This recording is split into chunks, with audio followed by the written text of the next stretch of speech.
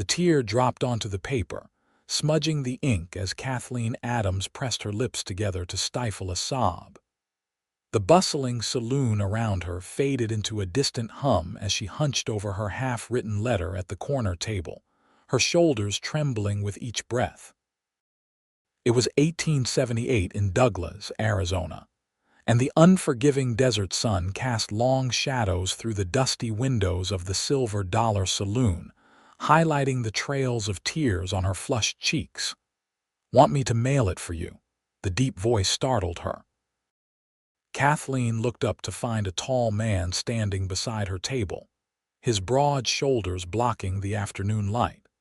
He wasn't like the other rough men who frequented the establishment. There was something gentle in his blue eyes, despite his weather-beaten face. His clothes were trail-worn but clean, and the badge pinned to his vest caught the light. "I'm sorry," she stammered, quickly folding the tear-stained letter and pressing it against her chest. "I didn't realize anyone was watching me." "Blake Turner," he said, removing his hat and revealing sandy brown hair. "Town sheriff." He gestured to the empty chair across from her. "Mind if I sit?" Kathleen hesitated, then nodded. She'd been in Douglas for only 3 days and had spoken to almost no one. The saloon had a small writing desk in the corner that the owner let patrons use, and she'd found it the only private place to compose her letter away from the prying eyes at the boarding house. "I don't mean to intrude on a lady's business," Sheriff Turner said as he settled into the chair. "But I noticed you've been sitting here crying for near an hour. In my line of work, that usually means trouble." "It's nothing the law needs to concern itself with," she replied, trying to sound composed despite her reddened eyes. "Just family matters." The sheriff studied her for a moment. "You're new to Douglas. Came in on the stage from Tucson, if I recall. You have a good memory, Sheriff." "Small town," he said with a slight shrug, "and I make it my business to know who comes and goes." His expression softened. "That letter seems mighty important. Post rider comes through tomorrow morning. I'd be happy to see it gets on its way." Kathleen looked down at the folded paper in her hands. It contained words she'd agonized over for days, a desperate plea to her sister back in Boston. The humiliation of having to write it burned almost as much as the circumstances that had brought her to this dusty frontier town. "Thank you, but I haven't finished it yet," she said softly. Sheriff Turner nodded, seemingly content to wait in silence. The awkward moment stretched between them until Kathleen felt compelled to fill it. "My name is Kathleen Adams," she offered. "I came west to join my fiancé. James Blackwell," the sheriff said, surprising her, "owns that new silver claim up in the hills. Been bragging about his eastern bride coming to town." Kathleen's face flushed. "Yes, that's him. Strange he's not here helping you with whatever's troubling you." She looked away, unable to meet his eyes. He's not the man I thought he was." Sheriff Turner leaned forward slightly, resting his elbows on his knees. "Miss Adams, I don't know what's in that letter and I won't ask, but if you're in some kind of trouble—" "I'm not in danger if that's what you're asking," she said quickly. "Just a fool. A naive, trusting fool who traveled 2,000 miles to discover her fiancé already has a wife in Prescott." The words tumbled out before she could stop them. She hadn't meant to tell anyone, especially not the town sheriff. But something about his steady gaze made the truth spill forth. The sheriff's jaw tightened. "Blackwell's married, according to the woman who confronted me yesterday at the general store," Kathleen confirmed. "She said she'd heard about his Boston bride and came to Douglas to warn me. They've been married 3 years and have a child." Blake Turner removed his hat and ran a hand through his hair, a gesture that spoke of frustration and concern. "That's a serious claim. Have you confronted him?" "He denied it at first," Kathleen said, her voice growing stronger with anger. "Then admitted it when I pressed him. claiming his wife doesn't understand him and that he was planning to divorce her. She gestured to the letter.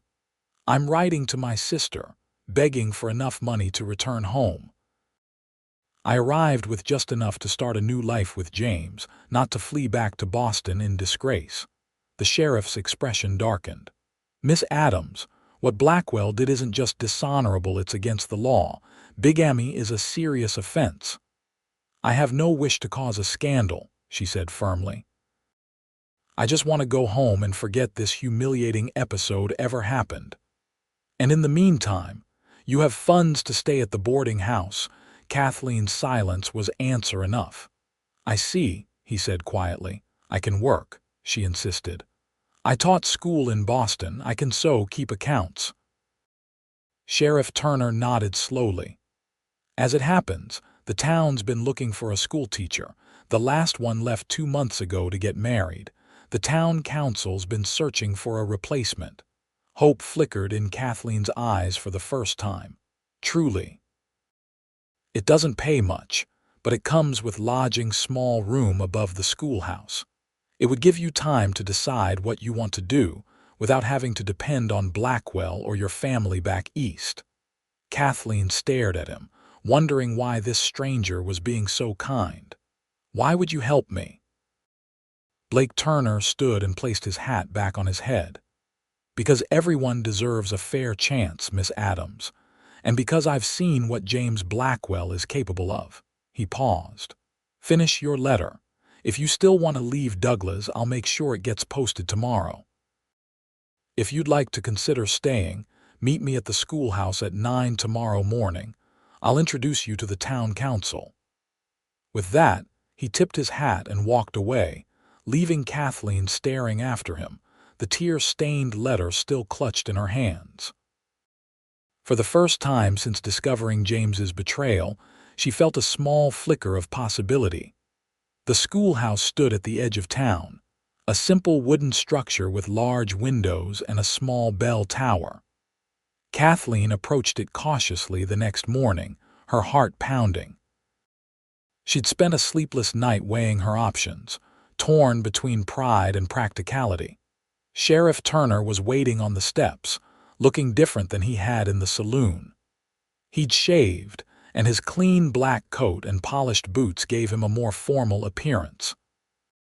Standing beside him was an older man with spectacles and a neatly trimmed white beard. "Miss Adams," the sheriff greeted her with a nod. "This is Harold Perkins, head of the town council." "Miss Adams," Mr. Perkins said, extending his hand. "Sheriff Turner has told me of your qualifications. We're quite desperate for a teacher, I must say. The children have been running wild for months." The interview, if it could be called that, was brief. Mr. Perkins seemed more concerned with when she could start than with her credentials.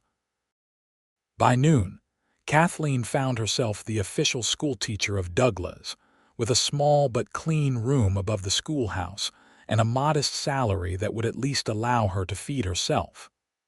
"School term begins next Monday," Mr. Perkins informed her as he handed over the key.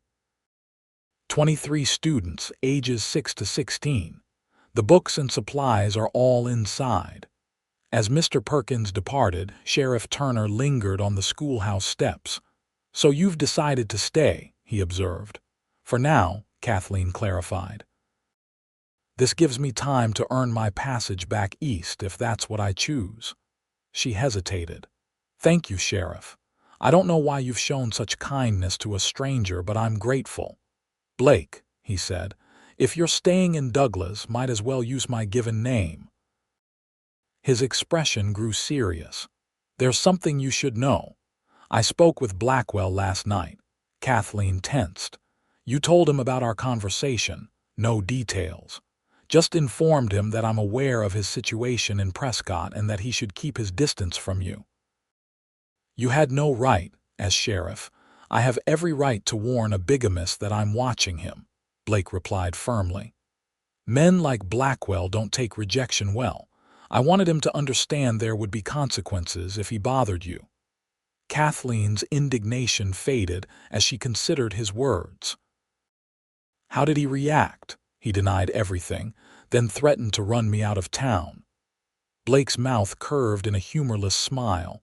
He seems to forget who wears the badge in Douglas. James has powerful friends, Kathleen warned. He's told me about his connections to the mining companies. I'm well acquainted with Blackwell's friends and enemies, Blake said. Don't worry about me, Miss Adams.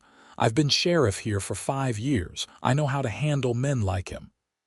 He tipped his hat and turned to leave. Sheriff Blake, she called after him. The letter. I still need to send it to tell my sister what's happened. He paused and looked back at her. Post rider leaves at 8 tomorrow morning. I'll come by to collect it if you'd like. Thank you, she said softly. As she watched him walk away, Kathleen felt a curious mix of emotions. Fear and uncertainty about her future, yes, but also something unexpected, a sense that perhaps Douglas, Arizona, wasn't the terrible mistake she'd thought it was. The first week passed in a blur of activity. Kathleen threw herself into preparing the schoolhouse, organizing books and supplies and creating lesson plans. The work kept her mind occupied, preventing her from dwelling too much on James Blackwell's betrayal or her uncertain future. Blake Turner stopped by daily, ostensibly to check on her safety but increasingly to help with small repairs around the schoolhouse, fixing a leaky roof, repairing broken desks, replacing cracked window panes. His steady presence became a comfort, though she tried not to depend on it too much. You don't have to do all this, she told him one evening as he hung a repaired blackboard on the wall. I'm sure the sheriff has more important duties. Douglas is mostly peaceful, he replied, stepping back to make sure the board was level. Besides, the town council should have maintained this place better. These children deserve a proper place to learn. The children, she echoed. What should I expect from them? Mr. Perkins wasn't very forthcoming. Blake chuckled. They're a mixed bunch. Ranchers' kids, miners' children, shopkeepers' little ones. Some have had proper schooling before, others barely know their letters. He paused. There's a few Mexican families whose children attend as well, and 2 children from the Apache reservation outside town. I see, Kathleen said, mentally adjusting her plans. In Boston, her classroom had been far more homogeneous. Some of the parents might give you trouble about that, Blake warned. There's folks here who don't think Indian or Mexican children should be learning alongside their own. Kathleen lifted her chin. All children deserve education, Sheriff. I won't turn anyone away who wants to learn. His expression warmed. I had a feeling you might say that. He hesitated, then added, There's something else you should know. James Blackwell's business partner, Edwin Sutter, has a son who'll be in your classroom.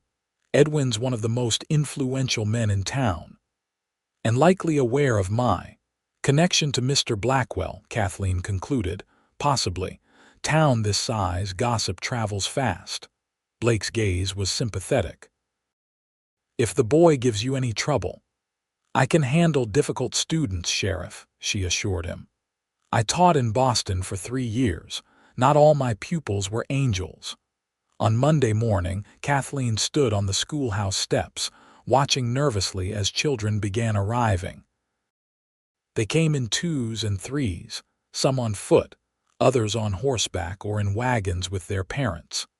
She greeted each one with a smile, trying to memorize names and faces. The last to arrive was a tall, auburn-haired boy who swaggered up the path alone. He looked to be about 15, with an arrogant set to his jaw that reminded her uncomfortably of James. You must be Timothy Sutter, she said, extending her hand. The boy ignored it, looking her up and down with undisguised contempt.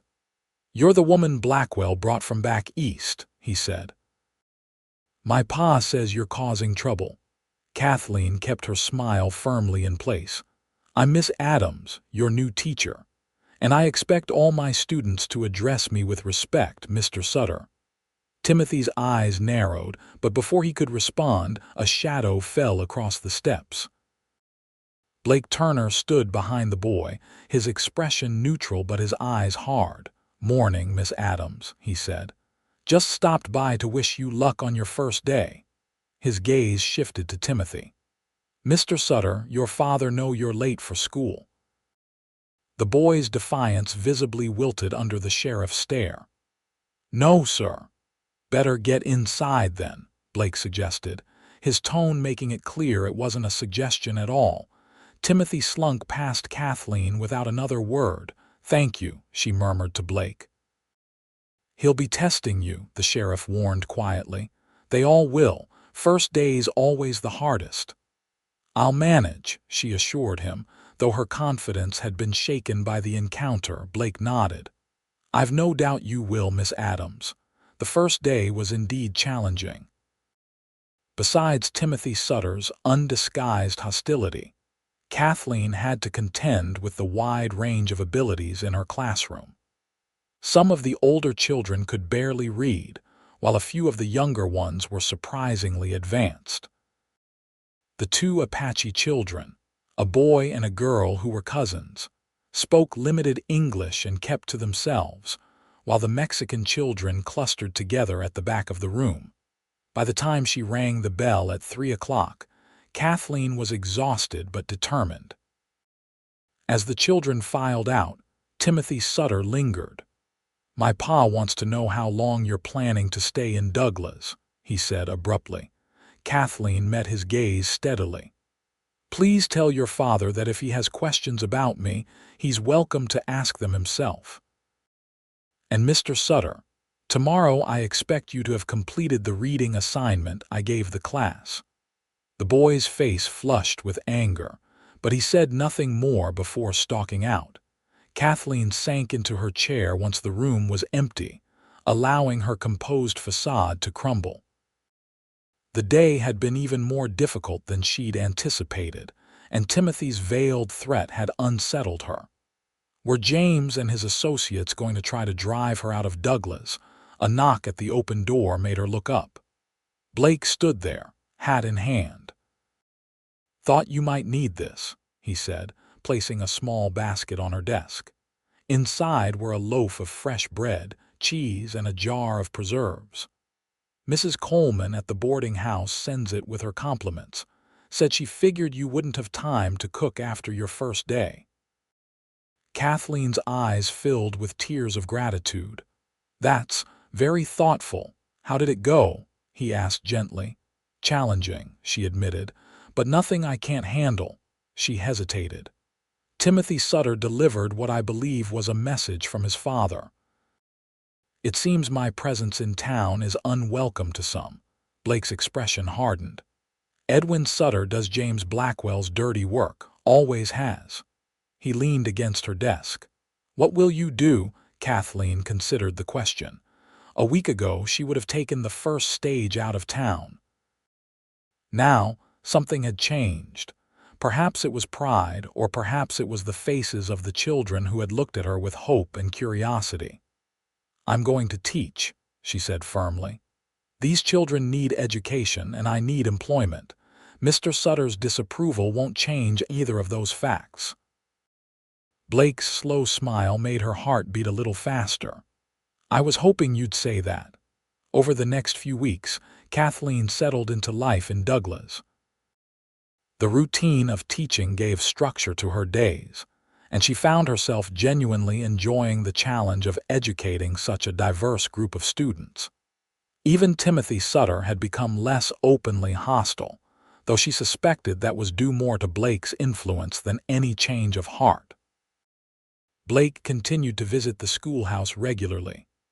Sometimes he brought small gifts, a book for her classroom, flowers from Mrs. Coleman's garden, or fresh fruit from a traveling peddler.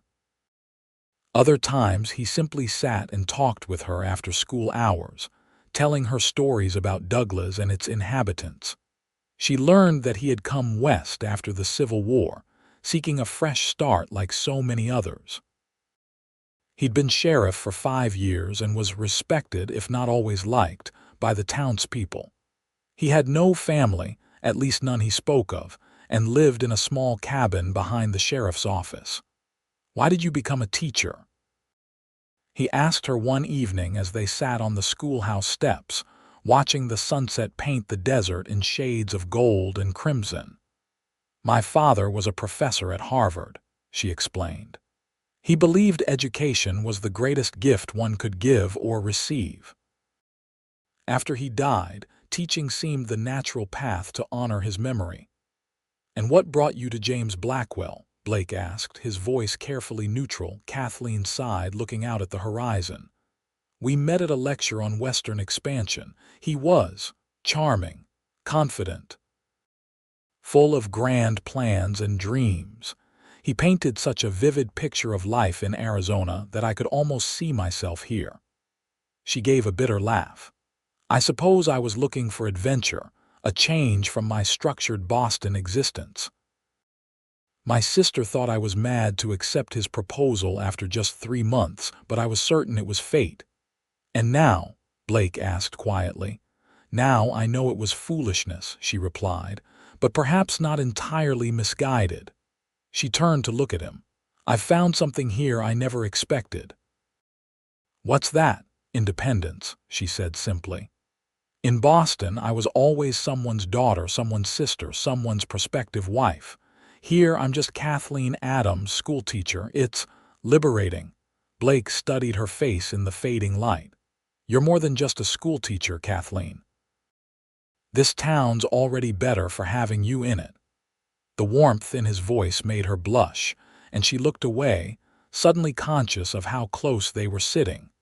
The moment was interrupted by the sound of approaching hoofbeats.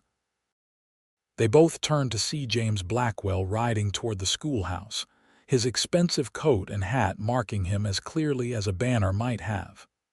Kathleen felt her stomach clench with anxiety. Blake rose to his feet, positioning himself slightly in front of her. Blackwell, he called. What brings you here? James Blackwell reined in his horse, his handsome face set in lines of calculation as he looked from Blake to Kathleen. He was exactly as she remembered, tall, broad-shouldered, with dark hair and the kind of classical features that had once made her heart race. Now she felt only a cold hollowness when she looked at him. I came to speak with my fiancé, James said smoothly, dismounting. Privately. Ex-fiancé, Kathleen corrected, standing up. And I have nothing to say to you, James. Kathleen, darling, this misunderstanding has gone on long enough, James said, taking a step toward her. Whatever lies you've been told, they weren't lies, she interrupted. Your wife from Prescott confirmed everything herself.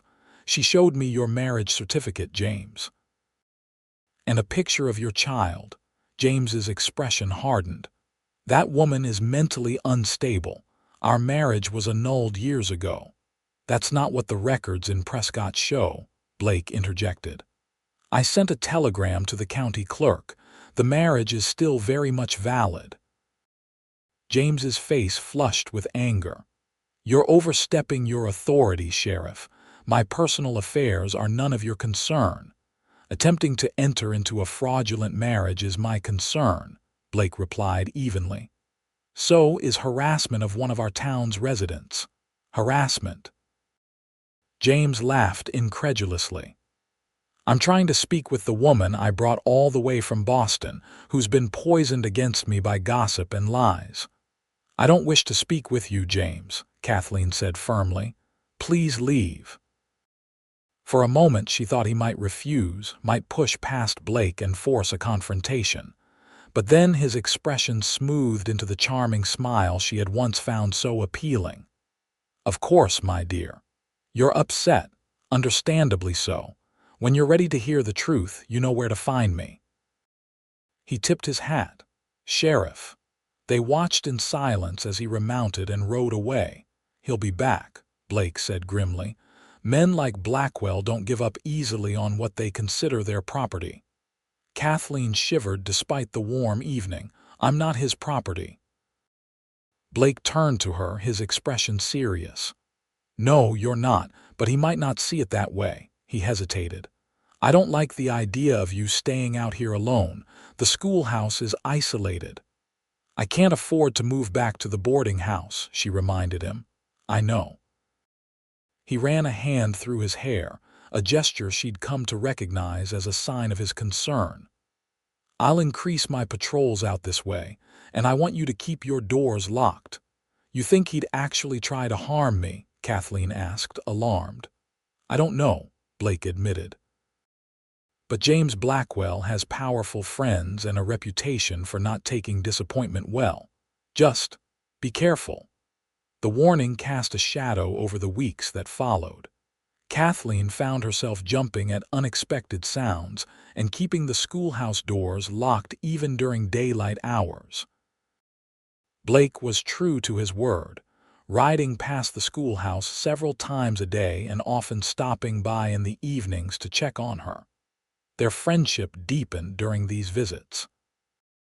They discovered a shared love of literature. Blake was surprisingly well-read for a frontier lawman, and would often discuss books long into the evening. Sometimes he brought dinner with him, simple fare from the hotel restaurant, and they would eat together at her small table, talking about everything and nothing. Kathleen found herself looking forward to these evenings more than she cared to admit.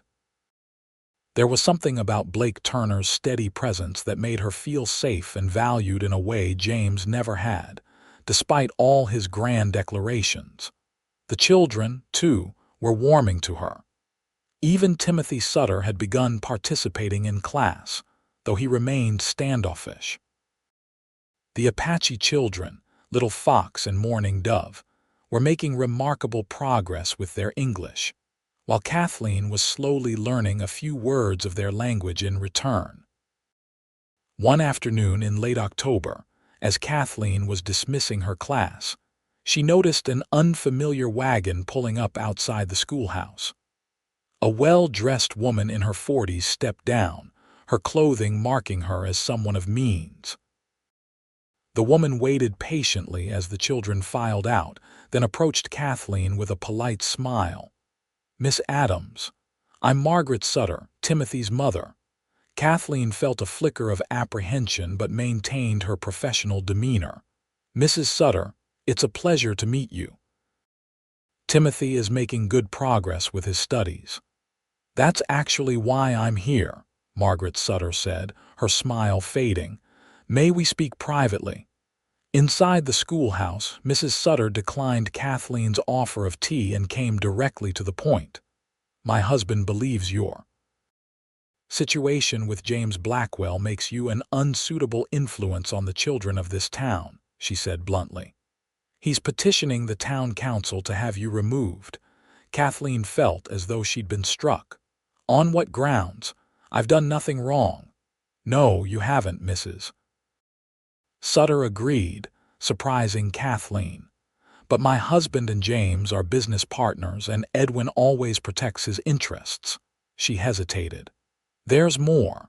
James is claiming you stole family heirlooms before leaving him jewelry that belonged to his mother." "That's absurd," Kathleen exclaimed. "I never even saw any such jewelry." "I believe you," Mrs. Sutter said quietly, "which is why I've come to warn you. The council meets tomorrow evening to discuss the matter. My husband expects them to vote in his favor."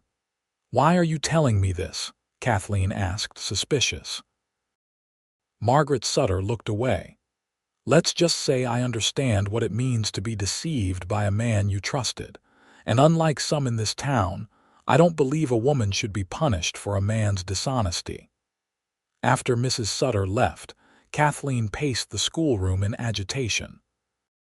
The accusation of theft was clearly James's attempt to discredit her, to force her to leave town in disgrace. But why? What could he possibly gain from driving her away now? She was still pacing when Blake arrived for his evening visit. One look at her face told him something was wrong. "What happened?" he demanded. Kathleen told him about Margaret Sutter's visit and the accusations being leveled against her. "They can't just dismiss me without cause," she insisted. And I certainly never stole anything. Blake's expression was grim. The town council can do as it pleases. And theft is a serious accusation, one that would be hard to disprove without witnesses. So I'm simply to accept this, to be driven out of town based on lies.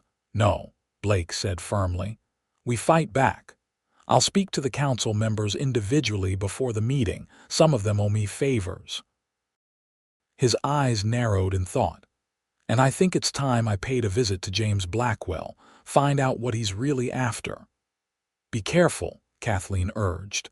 James can be charming, but there's a coldness in him I never saw until it was too late. Blake took her hand, his touch sending warmth through her despite the circumstances. I've dealt with men like Blackwell before. Don't worry about me. His grip tightened slightly. But there's something I need to know. If the council votes against you tomorrow, will you leave Douglas? Kathleen looked into his eyes, seeing the question behind the question. I don't want to, she admitted softly. I've found something here I wasn't expecting.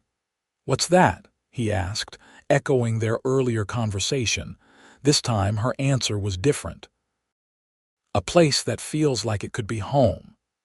The meeting of the town council the following evening drew a larger crowd than usual.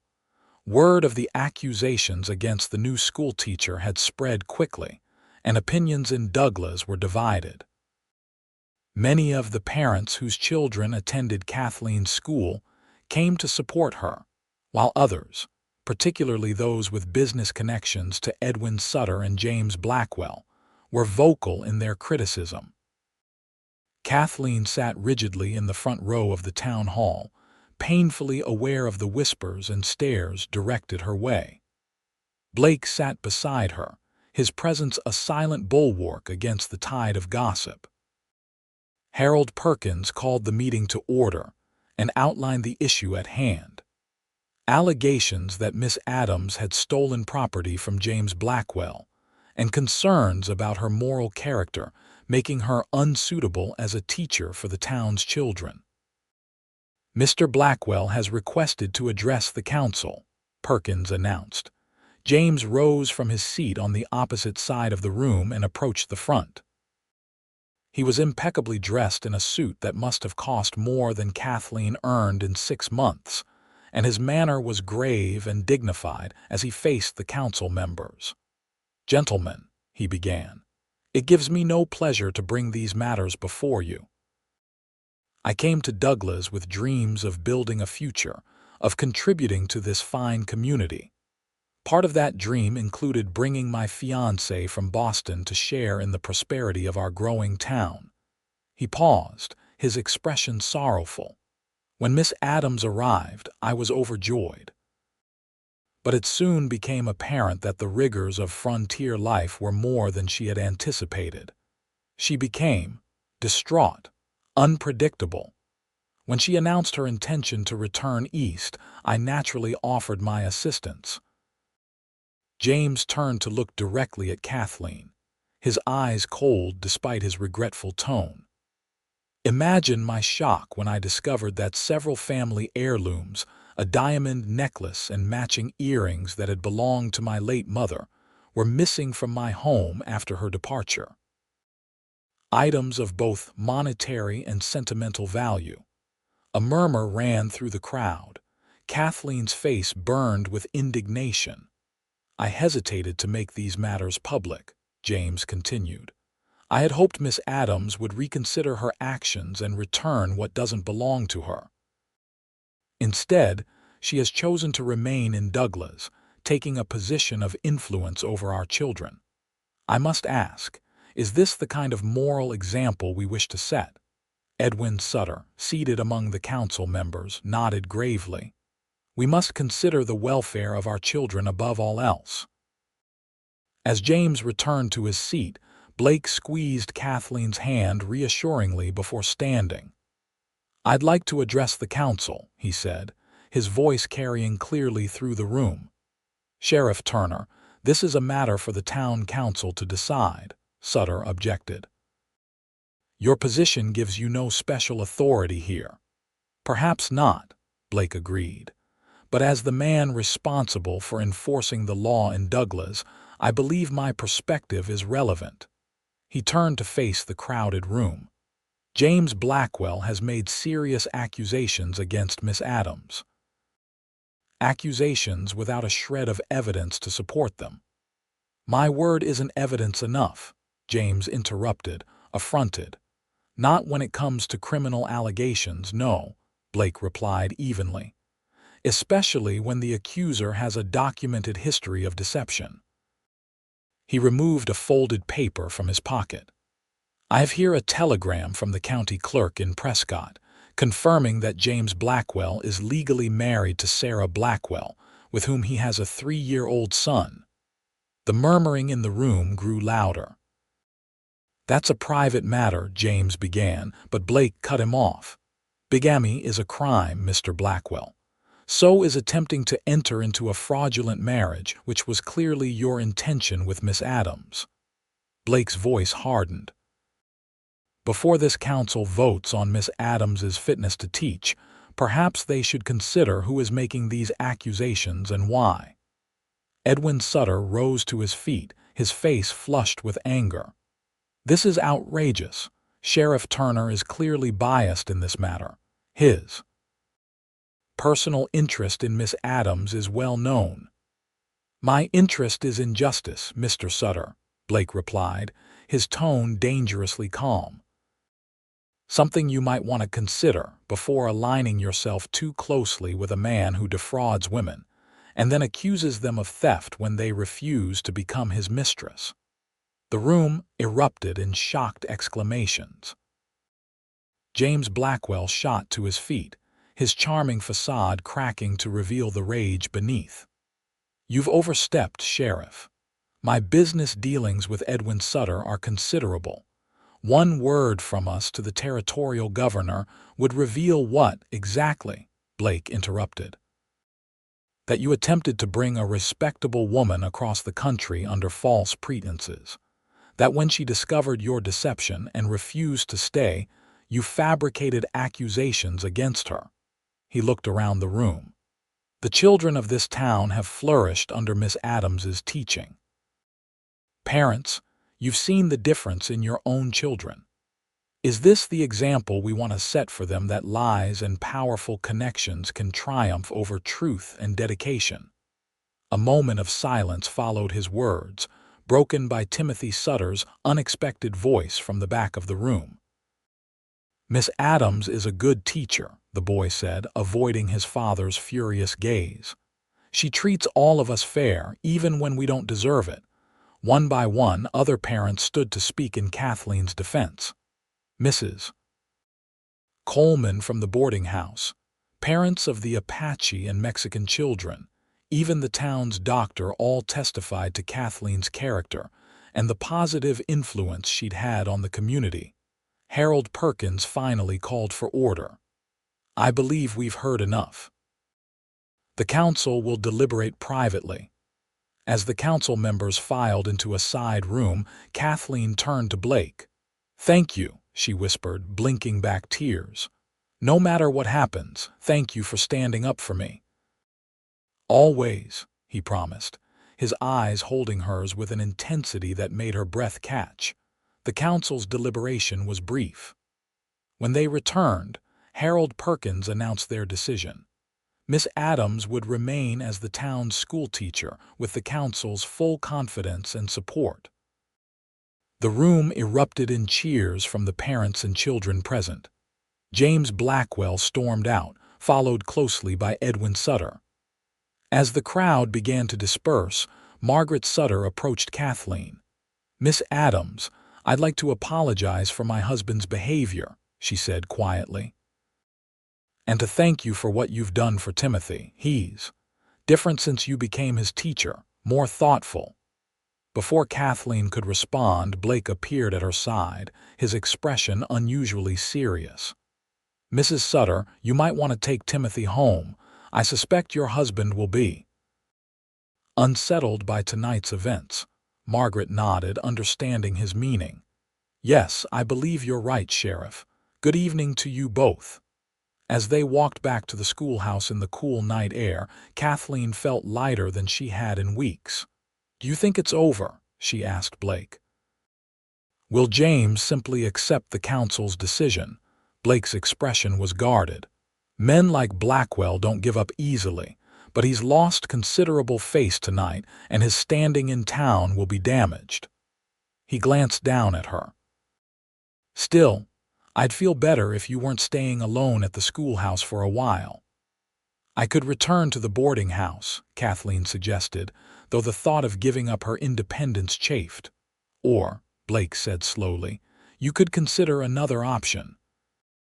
He stopped walking, turning to face her under the star-filled desert sky. "Kathleen, I'm not a wealthy man like Blackwell. I can't offer you grand houses or fine jewelry, but I can offer you honesty, respect, and a man who thinks you're the most remarkable woman he's ever met." Kathleen's heart thundered in her chest. "Blake, I know it's too soon," he said quickly.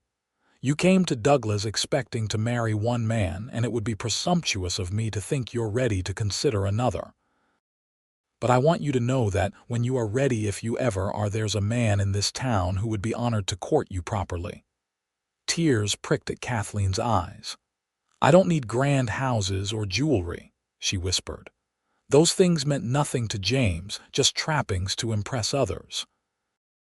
What you've shown me, kindness, respect, integrity, those things mean everything." Blake reached out slowly, giving her time to pull away, and brushed a strand of hair from her face. "Does that mean you might be open to my calling on you, properly, with no rush or pressure?" Kathleen smiled through her tears. "I think I'd like that very much." As winter settled over Douglas, the town's gossip found new subjects, and the scandal surrounding Kathleen Adams and James Blackwell faded into background noise. James himself was seen less and less in town, spending most of his time at his mining claim in the hills, while Edwin Sutter maintained a cold civility toward Kathleen whenever their paths crossed. Blake courted her with a patient devotion that touched her deeply. He brought her books from his own collection, escorted her to church on Sundays, and even organized a Christmas pageant for her students, building the sets himself in the evenings. Their courtship was unhurried, both of them aware of the shadow James Blackwell had cast over Kathleen's arrival in Douglas, and determined to build something genuine and lasting in contrast to that deception. By spring, when the desert bloomed with unexpected wildflowers, Kathleen knew with certainty that what she felt for Blake Turner was nothing like her infatuation with James Blackwell. This was deeper, built on mutual respect and understanding rather than grand gestures and romantic fantasies. On a warm evening in April, Blake took her riding into the hills overlooking Douglas, to a spot where they could see the entire town spread out below them, bathed in the golden light of sunset. "I come here sometimes to remind myself why I do what I do," Blake said, standing beside her as they gazed at the view. "Every light down there is a family, a life I'm sworn to protect." "It's beautiful," Kathleen said softly. "I never thought I could love a place so different from Boston, but Douglas has become home to me." Blake turned to her, taking her hands in his. "I've been thinking about that word home. For a long time I didn't have one, not really. Then I came to Douglas and found a purpose, a community. But something was still missing." His blue eyes were intent on hers. "Until you arrived." He dropped to one knee, still holding her hands. "Kathleen Adams, you came to Douglas looking for a new life and found disappointment instead. I can't promise there won't be hard times ahead. This is still frontier country with all its challenges. But I can promise to face those challenges with you, to build a life based on truth and respect and love." He squeezed her hands gently. "Will you marry me?" Tears of joy spilled down Kathleen's cheeks. "Yes," she whispered. "Yes, Blake Turner, I will marry you." He rose and pulled her into his arms, his kiss tender and full of promise. When they finally broke apart, both breathless, Kathleen laughed. "What will the town say?" "The school teacher and the sheriff. They'll say it's about time," Blake chuckled. "Mrs. Coleman's been planning our wedding feast since Christmas, according to the hotel cook." The news of their engagement spread quickly through Douglas, met with general approval and only a few raised eyebrows from those still loyal to James Blackwell. Margaret Sutter was among the first to congratulate them, pressing a small package into Kathleen's hands after church. "A small engagement gift," she explained, "and perhaps a peace offering of sorts." Inside was a delicate silver bracelet. "It's beautiful," Kathleen exclaimed, "but I couldn't possibly—" "Please," Margaret insisted. "Edwin doesn't know I'm giving it to you. Consider it my way of saying I'm sorry for the trouble my husband helped cause you." They planned a June wedding, simple but dignified, to be held in the town's small church. Kathleen wrote to her sister in Boston, inviting her to attend and explaining all that had happened since her arrival in Douglas. The reply came swiftly. Her sister would come, bringing with her the family heirloom wedding dress that their mother and grandmother had worn. As the wedding approached, Kathleen was busier than ever. The school term was ending, requiring final examinations and reports for each student. Blake was equally occupied, dealing with an increase in cattle rustling along the territory border. They snatched moments together when they could, often meeting for quick meals or walks in the evening. 2 weeks before the wedding, Kathleen was working late in the schoolhouse, organizing records for the next term when she heard a horse approach. Expecting Blake, she went to the door with a smile that died on her lips when she saw James Blackwell dismounting. "What are you doing here?" she demanded, instinctively stepping back. James looked different, thinner, less polished, with a wild gleam in his eyes that made Kathleen deeply uneasy. "I came to congratulate you," he said, his voice slurring slightly. Kathleen could smell the whiskey on his breath from where she stood. "The school teacher and the sheriff, how perfectly conventional." "You need to leave, James," Kathleen said firmly. "You're not welcome here." He laughed, the sound harsh and bitter. "Not welcome? I'm the one who brought you to Douglas, Kathleen. If not for me, you'd still be in Boston, teaching privileged children and dreaming of adventure. If not for your lies, I never would have left Boston in the first place," she retorted. "Please go, James. You're drunk and I have nothing to say to you." He stepped closer, forcing her to retreat into the schoolhouse.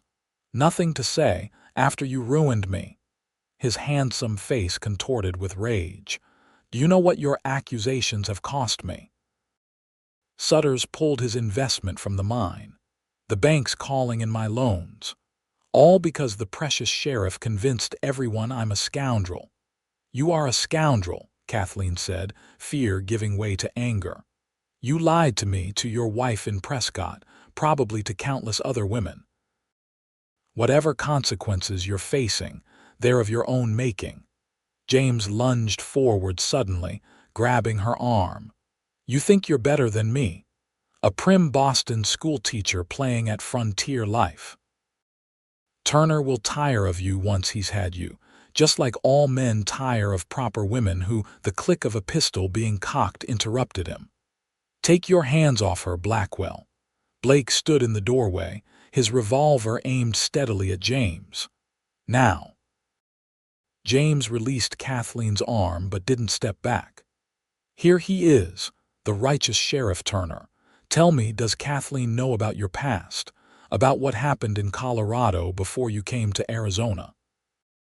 "Kathleen knows everything about me," Blake said, his voice level despite the dangerous glint in his eyes. "I don't keep secrets from the woman I love." "How touching," James sneered. "And does the town council know?" "Do they know they've entrusted their law enforcement to a man who—" "That's enough," Blake interrupted, stepping into the room. "You're drunk, Blackwell, and trespassing. Leave now before I decide to arrest you." For a moment, it seemed James might refuse. Then he shrugged, a nasty smile spreading across his face. "Fine, I'm going, but this isn't over, Turner, not by a long shot." He looked at Kathleen. "Enjoy your wedding, my dear, however brief your happiness may be." After he'd gone, Kathleen sagged against Blake, her legs suddenly weak. "How did you know to come, Timothy Sutter?" Blake explained, holstering his weapon. "He saw Blackwell riding this way, drunk and muttering to himself. The boy rode straight to my office to warn me." His arms tightened around her. "Are you hurt?" "No, just frightened," she admitted. "James has changed. There's something unstable about him now." Blake's expression was grim. "I'll have a word with him tomorrow when he's sober. Make it clear that if he comes near you again, he'll be spending his nights in a cell." "What was he talking about, Blake?" "Something that happened in Colorado," Blake sighed, leading her to sit at one of the student desks. "Before I came to Douglas, I was a deputy in a mining town in Colorado. There was a wealthy mine owner there, not unlike Blackwell, who thought his money put him above the law. He was abusing his wife badly. When she finally got the courage to leave him, he shot her in the street in broad daylight." Kathleen gasped. "That's terrible." "I arrested him, of course, but his money bought him friends in high places. Charges were reduced, evidence disappeared, and he was released." Blake's eyes were distant with painful memories. "A week later, he was found dead, shot with his own gun. Did you?" Kathleen couldn't finish the question. Blake looked at her directly. "No. I believe his wife's brother was responsible, though it was ruled a suicide and no one looked too hard for evidence to the contrary." He took her hands in his. "But I blamed myself for not preventing it, for not finding a way to keep him locked up, for not protecting the woman better in the first place. That's why I left Colorado. I couldn't stay in a place where justice could be so easily bought." Kathleen squeezed his hands. "Thank you for telling me. I meant what I said to Blackwell. You know everything about me that matters, Kathleen. I've never wanted secrets between us." The incident with James cast a shadow over the wedding preparations, but as the day approached, Kathleen refused to let fear diminish her happiness. Her sister arrived from Boston, bringing not only the family wedding dress, but also news that surprised and delighted Kathleen. She had sold their father's house and was considering moving west permanently. "Boston holds too many sad memories now," Elizabeth explained as she helped Kathleen try on the wedding dress. "And your letters about Douglas make it sound like a place where one might build a meaningful life."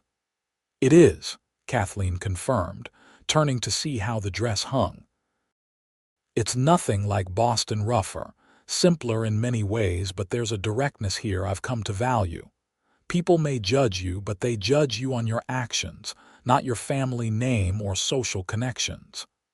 And your sheriff, Turner, he makes you happy?" Elizabeth asked, adjusting the dress's train. Kathleen smiled, a private, joyful smile. "Completely.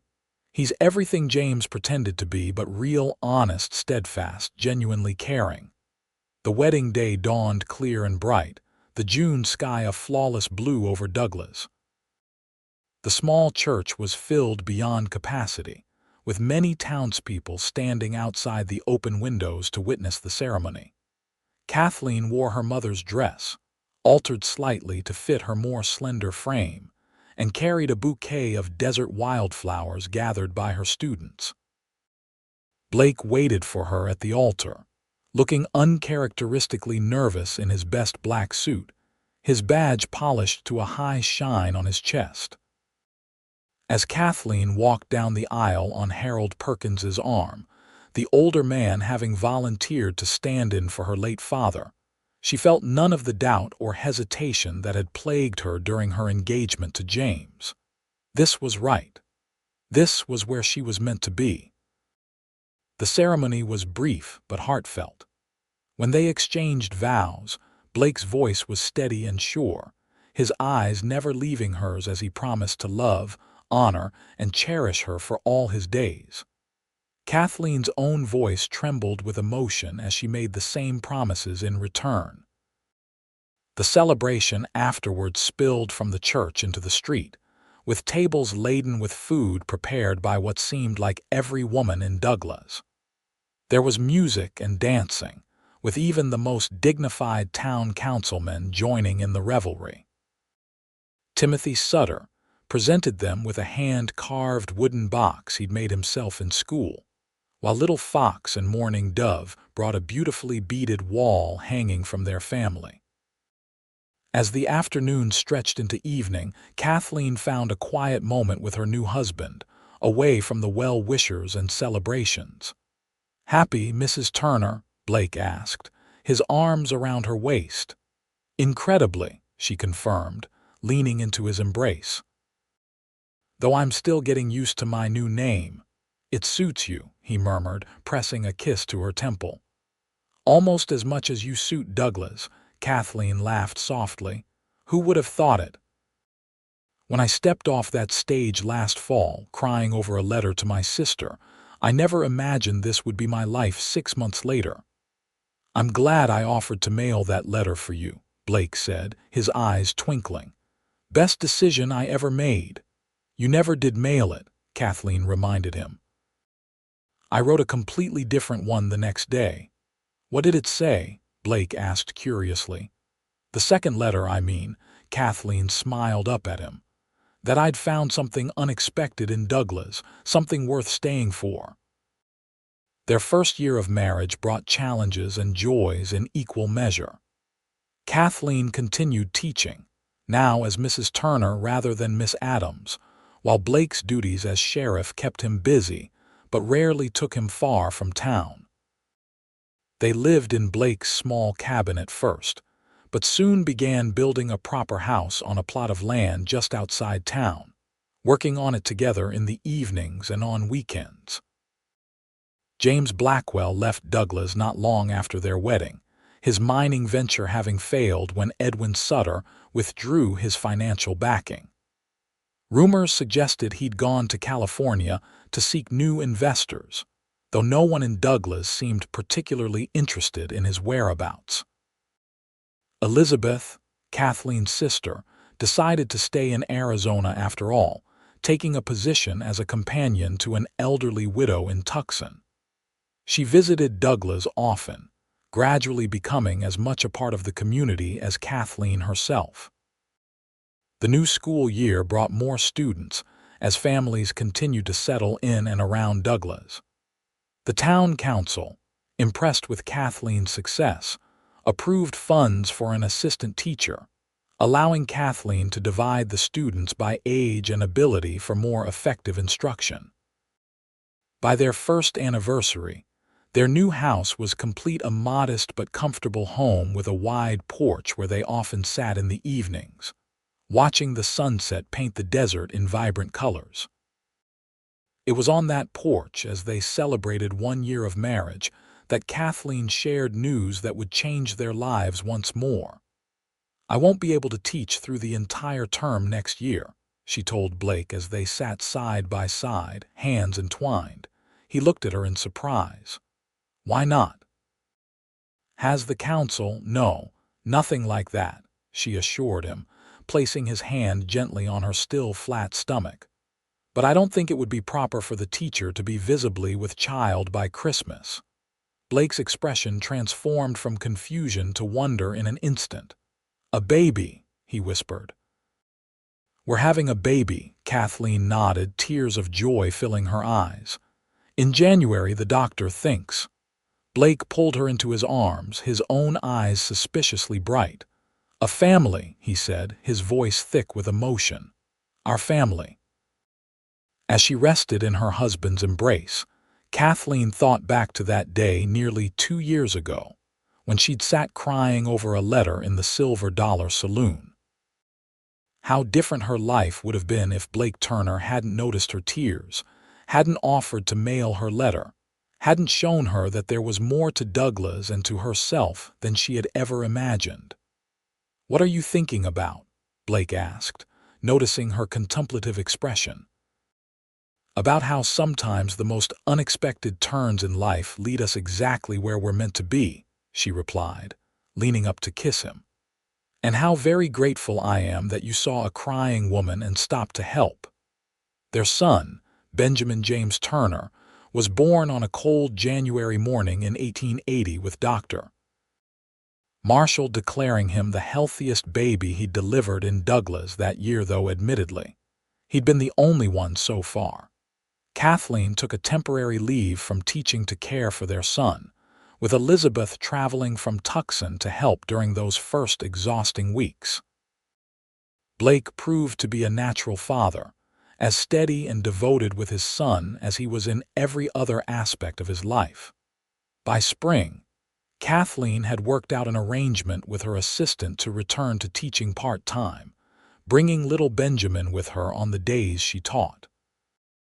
The students, particularly the girls, were delighted with the baby, and he became something of a mascot for the school. As Douglas continued to grow, so did the Turner family. Their daughter, Catherine Elizabeth, arrived 2 years after Benjamin, followed by another son, William Harold, 2 years after that. Their home, once spacious for just the two of them, soon echoed with children's laughter and the happy chaos of family life. Blake remained sheriff of Douglas for many years, respected and trusted by the community he served. Kathleen eventually became headmistress of what grew into a proper school with several teachers, her Boston education and Western experience making her uniquely qualified to prepare children for life on the frontier, while ensuring they received a thorough education. They faced hardships, of course drought years when crops failed, illness that swept through the town taking young and old alike, the occasional lawlessness that Blake had to confront in his role as sheriff. But they faced these challenges together, their partnership stronger for having been built on honesty and mutual respect from the beginning. In 1895, 17 years after Kathleen had first arrived in Douglas, Blake was elected mayor, finally hanging up his sheriff's badge. At the celebration marking the occasion, Harold Perkins, now white-haired but still sharp-witted, raised a toast. "To Sheriff, Mayor Turner and his lady," the old man proclaimed, his voice carrying across the crowded town hall, "who showed us all what can happen when a man offers to mail a letter for a crying woman." Laughter and applause greeted his words, and Blake squeezed Kathleen's hand under the table. "Best offer I ever made," he whispered to her. "Best letter I never sent," she replied with a smile. Later that night, as they walked home under a canopy of stars, their 3 children running ahead, Blake stopped and pulled Kathleen into his arms. 17 years, he said wonderingly. "Sometimes I still can't believe you chose to stay in Douglas, to stay with me." Kathleen reached up to touch his face, tracing the lines that years of desert sun and responsibility had etched there. "Best decision I ever made," she said softly, "and one I'd make again, 1,000 times over. No regrets." He asked, and she heard in his voice the echo of that young sheriff who had approached a crying woman in a saloon, offering simple kindness when she needed it most. "Not one," she assured him, standing on tiptoe to kiss him under the vast Arizona sky. "Not a single one." And as they walked home together, hand in hand, Kathleen reflected that life's greatest journeys often begin in the most unexpected ways, sometimes with tears, sometimes with kindness, but always, if one is fortunate, leading to exactly where one is meant to be.